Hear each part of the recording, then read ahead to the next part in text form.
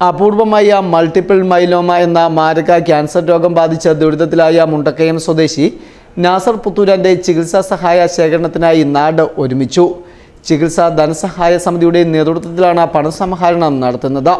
Mundakayam bus stand മൈതാനിയിൽ നടന്ന ധനസഹായ സമാഹരണത്തിന്റെ ഉദ്ഘാടനം പൂഞ്ഞാറമ്പിലെ അഡ്വക്കേറ്റ് സെബാസ്റ്റ്യൻ കുളത്തിങ്കൽ നിർവഹിച്ചു. സേവനം ഇവിടെ ആവശ്യമായിരിക്കുന്നത്, അതുകൊണ്ട് തന്നെ പ്രിയപ്പെട്ട നാസർ, നമ്മുടെ ഒരു സഹോദരൻ, നമ്മോടൊപ്പം ജീവിക്കുന്ന നമ്മുടെ പ്രിയപ്പെട്ട ആ സുഹൃത്ത്, അദ്ദേഹത്തിന്റെ ജീവൻ രക്ഷയ്ക്ക് വേണ്ടി എല്ലാവരും കൈകോർക്കണം എന്ന് ഞാൻ അഭ്യർത്ഥിക്കുകയാണ്. മുഴുവൻ ആളുകളുടെയും ഉദാരമായ സംഭാവന, അവനവനാൽ കഴിയുന്ന മനസ്സു നിറഞ്ഞുള്ള കൈ അയഞ്ഞുള്ള സംഭാവന ഇക്കാര്യത്തിൽ ഉണ്ടാവണം.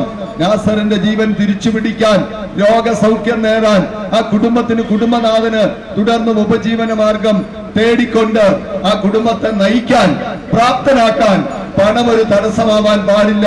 അതിന് മുണ്ടക്കയത്തിന്റെ നല്ല മനസ്സ്, മുണ്ടക്കയത്തിന്റെ ഔദാര്യമുള്ള സഞ്ജനങ്ങൾ.